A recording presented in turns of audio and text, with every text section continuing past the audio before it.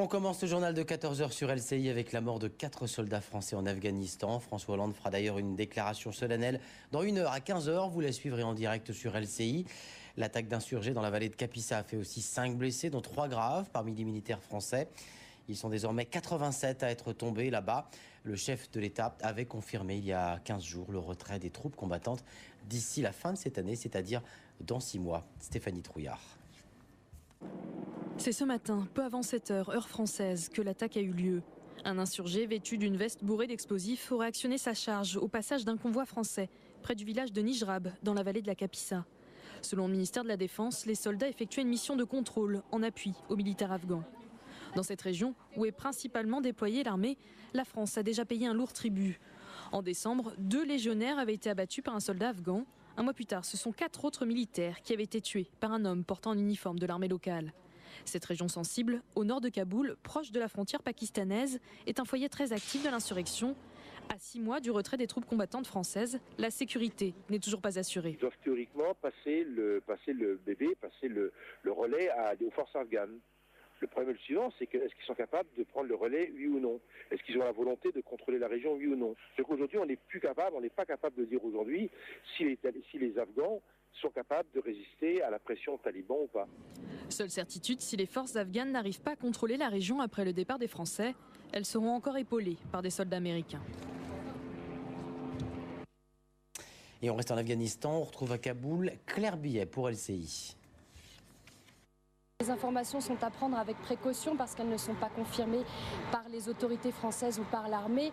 Le porte-parole du gouverneur de la province de Kapisa, où sont donc basés la majorité des soldats français, a déclaré que les soldats étaient en opération en appui donc des soldats afghans parce qu'une bombe avait été découverte cachée sous un pont à côté du marché de ce district de Nijrab, donc le marché principal de ce district. C'est à ce moment-là qu'un homme se serait approché déguisé donc sous une burqa, ce voile bleu que les femmes afghanes portent avec un grillage devant les yeux, et se serait fait exploser. Voilà, et j'ajoute que le ministre de la Défense, Jean-Yves Le Drian, est l'invité du 20h de Claire Chazal sur TF1, à la veille justement d'un déplacement en Afghanistan. François Hollande, lui, revient en Corrèze cet après-midi où il va commémorer le massacre des 99 pendus de Tulle. C'était en juin 1944. Premier hommage pour lui en tant que président qui le renouvellera chaque année du quinquennat, comme il le fait depuis ses débuts en terre corrézienne. Magali Lacroze. Au lendemain du débarquement en Normandie, les maquisards de Tulle attaquent la garnison allemande. 40 Allemands sont tués. 2 jours plus tard, les SS rassemblent près de 5000 habitants à la manufacture d'armes. L'abbé Espinasse fait partie des raflés, mais parce qu'il est prêtre, il est épargné et peut assister ceux qui seront exécutés. Il avait une grande cape et dans cette cape, il a pu mettre tous les objets que les pauvres martyrs lui ont donnés.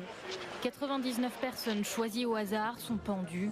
149 autres otages sont déportés en Allemagne. 48 seulement reviendront.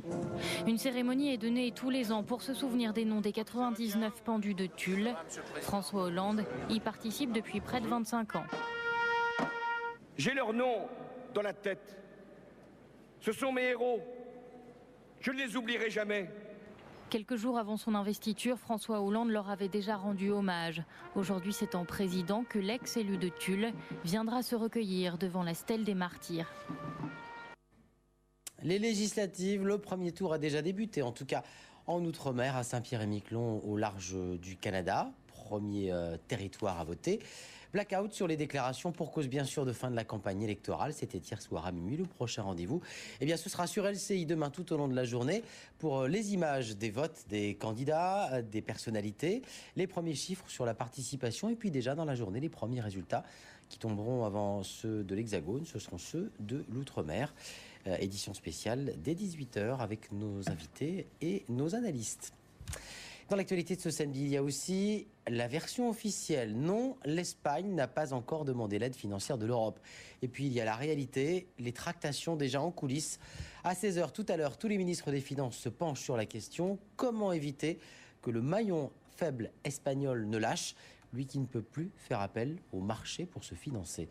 Nicolas Herbeau pour la réponse. La position officielle du gouvernement espagnol est simple. Pour l'instant, aucune décision n'a été prise sur un éventuel plan de sauvetage européen pour ces banques.